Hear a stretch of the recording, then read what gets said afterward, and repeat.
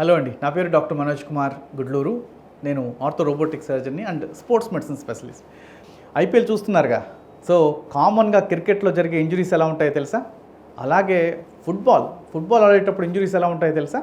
Cricket ఆడినా football ఆడినా injury అనే ఛాన్స్ ఎలా ఉంటుందంటే చాలామందికి ఒక్కొక్క రౌండ్లో ఒక్కొక్క రకంగా ఉంటుంది. సో రియాలిటీ ఏంటంటే స్పోర్ట్స్లో ఇంజురీస్ చాలా కామన్. క్రికెట్లో common injuries shoulder pain, especially బౌలర్స్కి అయితే బౌలింగ్ చేసేటప్పుడు ఆ యాంగిల్ తిప్పేటప్పుడు పడే స్ట్రెయిన్ షోల్డర్ మీద ఎక్కువగా ఉండొచ్చు.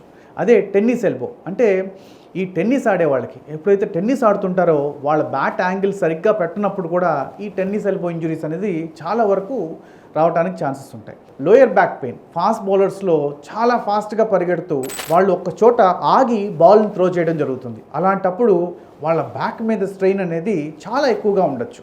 ఇదే రకంగా ఫుట్బాల్లో ఇంజురీస్ అయితే ఏసీఎల్ ఇంజురీస్ కావచ్చు. అంటే మనం సడన్గా పరిగెడుతూ ఒక చోట ఆగి ఫుట్బాల్ని ప్లేస్ చేయడం జరుగుతుంది గోల్ఫ్లో. అది డిఫరెంట్ యాంగిల్లో కాల్ని తిప్పి కూడా గోల్ని చేయడం జరుగుతుంది. అలాంటప్పుడు లిగమెంట్స్ అంటే ఏసీఎల్ లిగమెంట్స్ కానీ పీసీఎల్ లిగమెంట్స్ కానీ దాని మీద పడే స్ట్రెయిన్ చాలా ఎక్కువగా ఉంటుంది. అండ్ యాంకిల్ స్ప్రెయిన్, ఫుట్బాల్లో ఎంతవరకు దాని ఆటతనం పెరగాలన్నప్పుడు ఈ యాంకిల్ని ఎంత బాగా ట్విస్ట్ చేయగలిగితే అంత బాగా గోల్ చేయగలరు.